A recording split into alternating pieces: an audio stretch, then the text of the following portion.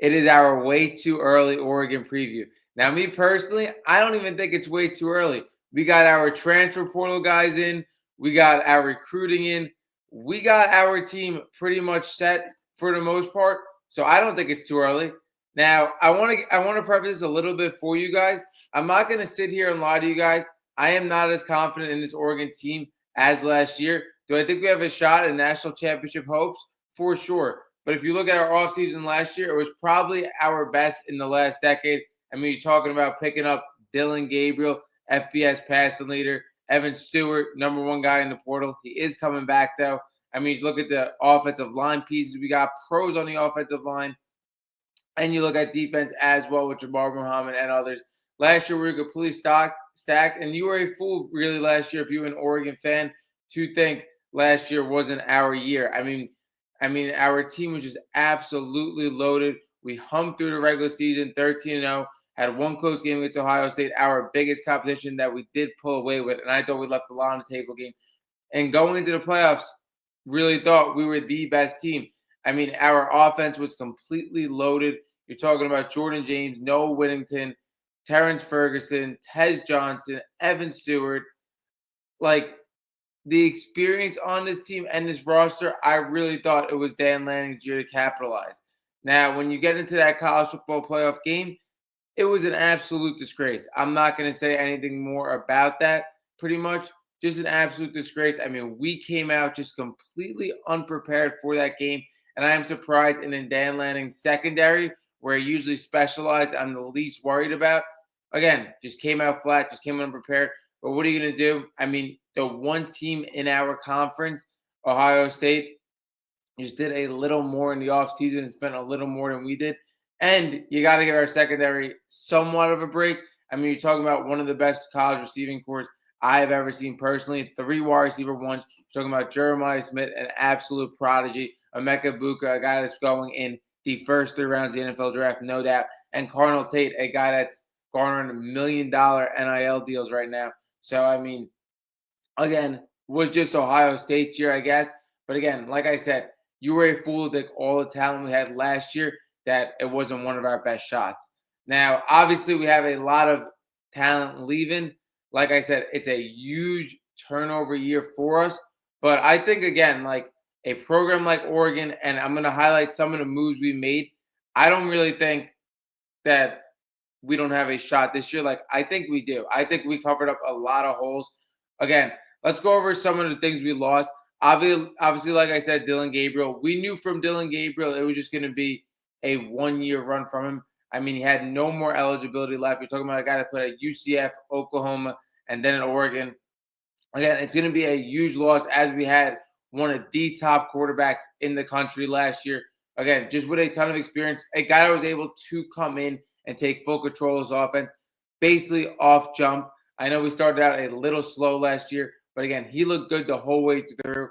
Then we get into Tez Johnson as well leaving. Tez Johnson was a guy I honestly thought was going to leave last year. I was a little surprised that he stayed after the year he had with Bo Nix the year before. I thought he was going to leave, be a guy that goes in the second, third round in the NFL draft, and he didn't. And I think it's kind of weird, too, because I think he's going to be in the same spot this year.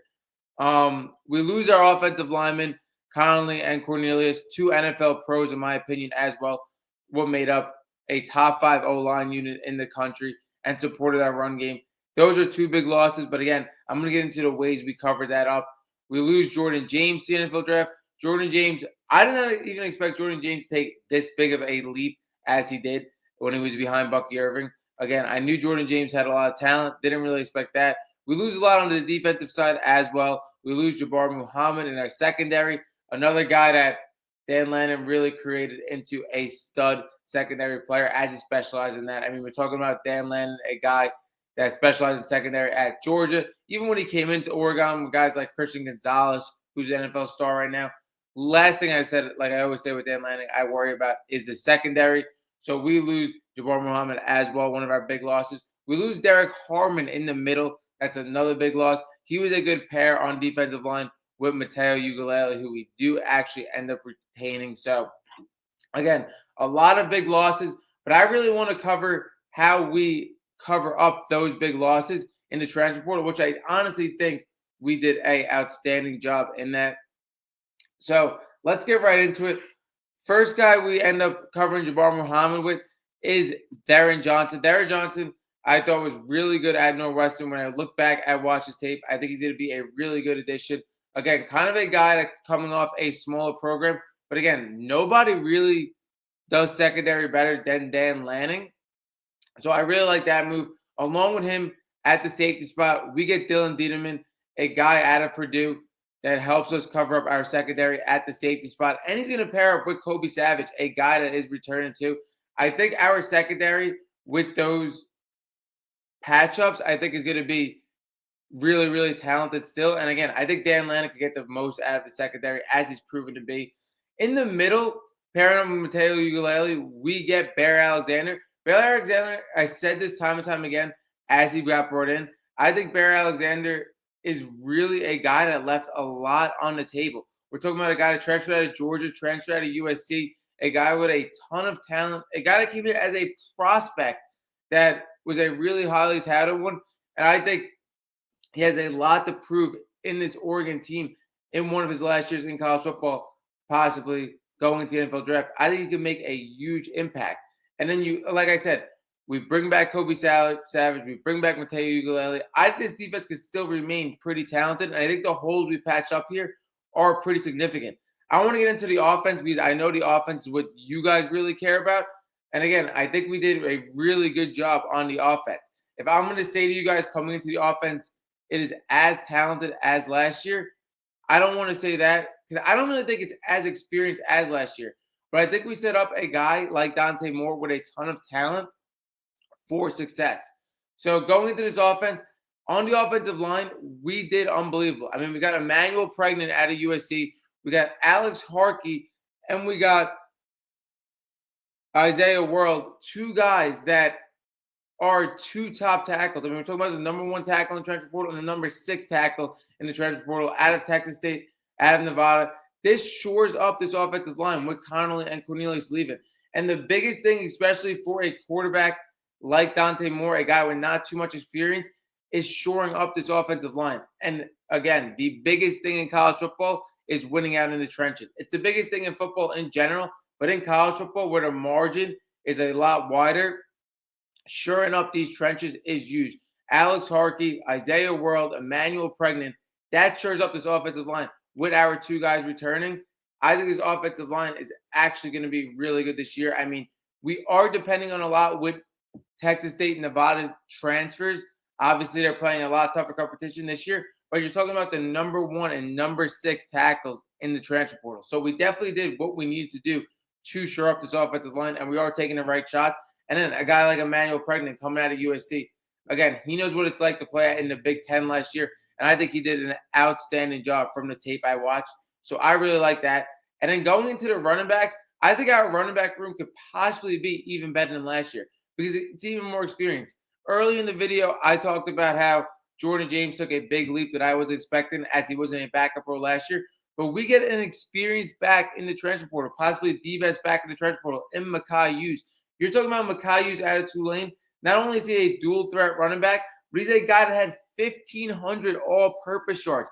And not only that, we're getting back Noah Whittington, who is a guy that was in our split last year. Yeah, he only got a 25 to 30% split with Jordan James, but the guy has a lot of talent, and he brings a nice change of pace to Mekhi Hughes. Also, I think, like I said with Jordan James taking a big jump, another year for Noah Whittington, he can take a huge jump as well. Now, with Mekhi Hughes being experienced, I really like that as well for Dante Moore. I don't want Dante Moore coming into an extremely young team like he is. Like, I want him to grow and have some set options to rely on. And I think Mekhi Hughes is definitely one of those options with experience. Like I said, one of the best running backs in the country last year. I didn't know Whittington. We're talking about a guy that's been in college football for about 5-6 years now. So I like the experience in the backfield. I like the experience on the O-line for Dante Moore. Now we get into our receiving core. This is where it gets a little bit shaky, but we do have, in my opinion, a top 5 receiver in college football coming back in Evan Stewart. Now, if you look at Evan Stewart's stats, when you go to Texas A&M, when you look at his Oregon stats last year, you talk about a little over 600 yards. You may look at, how do you think this guy's a top 5 receiver? But if you watched Evan Stewart, you would know what I'm saying. I mean, we're talking about a guy that could do it all between contested catches, deep ball, short, medium routes. He could basically do everything. We look at him against Ohio State, how well he was in that game. He was absolutely ridiculous in that game, caused him absolute fits. We've seen him have the best games against the best competition. It really just comes down to an Oregon offense last year that was absolutely loaded. Like I said, Jordan James, Tez Johnson, Terrence Ferguson. We're talking about a team in general that was very experienced with a ton of options. That's why Evan Stewart didn't have the season that you really thought that he was going to have, possibly. But this year, he's going to be the main pass catcher, and he's going to have a lot more target share. So I really think Evan Stewart is going to be tremendous for us this year. And then you go into our secondary options. This is where it gets a little shaky, and somebody's going to need to step up. We talk about Malik Benson. Malik Benson was a top guy out of JUCO in the transfer portal. He was at Florida State last year. He was at Alabama. This was a guy that played for huge programs, and I think we really need him to just be a secondary option. I think if he could really come up as a big wide receiver 2 or 3 and just be a steady, consistent option and a little bit of a different type of receiver from Evan Stewart, this could really work out. Then you go into the Dakereon Moore. We get the number 1 receiver out of high school. The problem is with the Dakereon Moore, and I think the problem with not only Oregon fans, but just college football fans in general, you're going to look at Jeremiah Smith, you're going to look at Ryan Williams and the impact they have as true freshmen, and you're going to expect this out of Dakereon Moore. I don't want you guys to do that. I would like if Dakereon Moore, again, would just be another complementary option in this offense and a nice slot receiver for Dante Moore and alongside Evan Stewart. I'm not looking for this guy to be a wide receiver 1 in college football in year 1. If he does do that, that would be tremendous. But I just really want him to take on the slot role, especially in the early weeks, and just be another complementary option for Dante Moore, Evan Stewart. Then we go into our tight end room.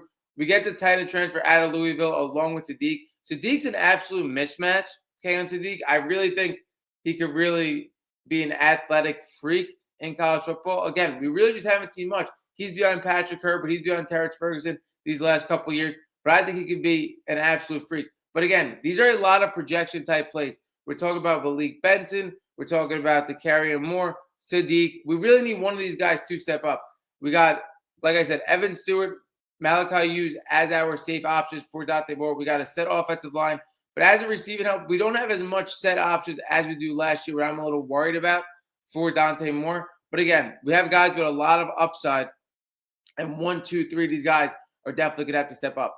Now going into Dante Moore himself, I don't really know, honestly, what to think of Dante Moore right now. I'm not going to lie to you guys. I'm not going to sit here and lie to you guys. When he came out of high school and went to UCLA, if you guys do remember, he was in the Pac-12 with us. And I'm not going to lie to you guys. Like I just repeated, I thought Dante Moore was going to be a stud at UCLA. Again, he was a true freshman. He did start a little early, but again, you're talking about a program that had Dorian Thompson-Robinson the year before. That's a very similar athlete to Dante Moore, and I thought he was going to fit really well in that system. Dorian Thompson-Robinson was a great college quarterback. I know you guys know him now in the NFL as being a guy, again, that isn't that productive, but in college, he was unbelievable. And I thought when he went to UCLA, I thought that was the complete right spot for him. I thought, like I said, after having a guy like Dorian Thompson-Robinson, I thought they were going to be able to use him tremendously. It has been a dumpster fire, though, for UCLA. I wouldn't completely go by that. And again, you're talking about a true freshman coming in and playing in Dante Moore. But what I've been hearing from guys like Tez Johnson, Dillon Gabriel in the media, they have been absolutely raving about Dante Moore. There's no doubt this guy has the physical capabilities to be a stud in college football, to be a Heisman candidate, without a doubt. So I really like Dante Moore, what I think he can bring. This offense is going to be a lot different than last year. I think what Dante Moore can bring in the running game is a lot different from Dillon Gabriel. Dillon Gabriel had great pocket presence. He can definitely run when he needs to. But you're looking at a RPO game with Dante Moore that could be unreal.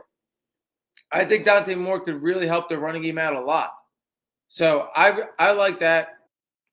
Like I was saying, a running back in the RPO game, I really think could just help out this running game massively and make this running game a huge leap from last year.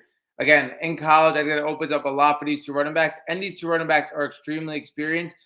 The thing I worry about Dante Moore, like I said, again, I think it's either going to be a complete boomer bust scenario. I think he's going to come in and either take over college football, or I think he's going to come in and we could see the same possible guy out of UCLA. But I'm very hopeful for him. Like I said, along with his talent, I mean, you're talking about a guy that sat a year behind Dillon Gabriel, possibly the most experienced guy you could get, sat a year with Dan Lanning, a absolute great coach and great coaching staff. So I'm very hopeful for Dante Moore. And I really like what we did around him. Like I said, we shored up the offensive line. He has two weapons in this offense that are not only are extremely talented and are going to be the top players at their position, but are extremely experienced as well. And then he's got players around him with a ton of upside. So I really like it. The other thing I like with Dante Moore, especially in this conference, when you look around this conference and our competition, like you look at Michigan with Bryce Underwood, you look at Ohio State with Julian Sayin, a lot of our competition with their quarterbacks haven't played a snap in college football at all, like a starting snap in college football. We at least have a year where Dante Moore experienced play. So I like that too. He really is one of the most experienced quarterbacks in college in our conference, at the top of our conference at least, which I do like. I mean, obviously Penn State comes in and they come in super experienced, which we'll talk about them. But again, I'm very hopeful for this offense. I think this offense has a lot of talent and a lot of upside. Again, maybe not as much of experience as last year, but I really am hopeful for them coming in. Now going into our schedule, that's what I want to go into the most to preview, because I think our schedule is super light. You go into this year, Montana State against Oregon, again, as an open up, we're going to absolutely kill them. Oklahoma State at Oregon, again, really like that matchup for us. Oregon at Northwestern, again, a super easy game. Oregon State at Oregon, that game could always be a little tough. This is the one game in our schedule that, again, I think we could definitely lose. I think Penn State is at the top of our conference coming into the year. I think with the people they brought back, the experience they have, I mean, with Drew Aller, Nick Singleton, Katron Allen, DeLuca, they brought in a ton of talent. Not only that, they do probably have the number one transfer portal ad at wide receiver with the receiver out of Troy. We played them at Penn State. That's the only game I am truly worried about. Again, like I said, I think they have a little more experience than us.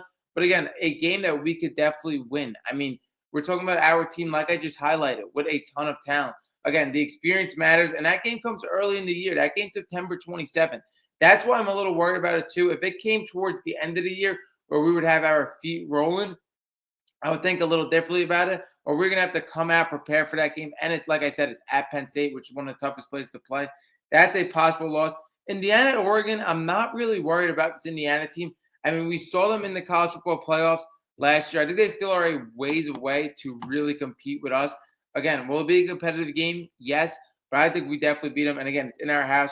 Oregon at Rutgers, not worried about that. Wisconsin, Oregon, again, could be a tough game for us, but I think we definitely pull it out. Oregon and Iowa, think we pull that out. Minnesota, Oregon should be easy. USC at Oregon, I don't know what's been up with USC these last couple of years under Lincoln Riley.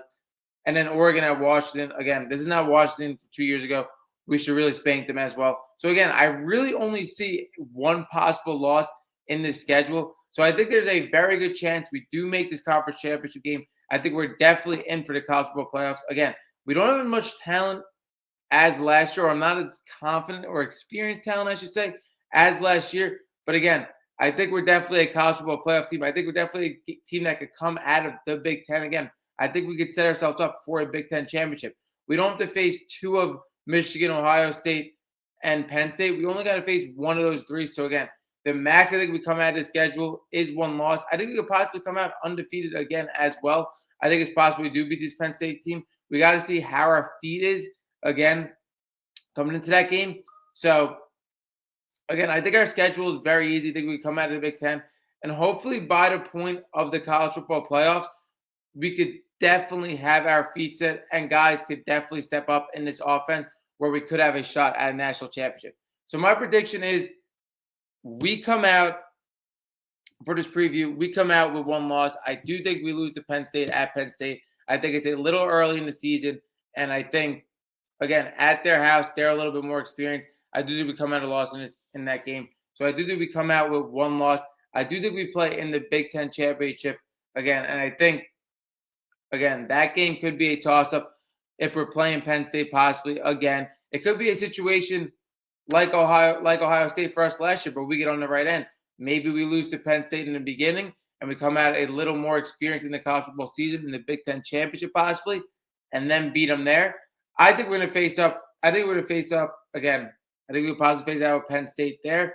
I want to see Ohio State because they have a lot of losses as well. And again, they're coming in with an inexperienced college quarterback. Maybe we could face them. Michigan, I don't think we're going to face. Again, I think Michigan has a lot to work on. I think Bryce Underwood obviously coming in, and that team was nowhere near where they should have been last year. So, again, I think Penn State, Ohio State, our two big competition in this conference as they were last year. But I expect us to be in this Big Ten championship. I expect us to have a college football playoff spot, and I expect us to definitely have a puncher's chance in the college football playoffs for a national championship. That wraps up this episode. Subscribe down below and expect a lot more from me on this Oregon channel.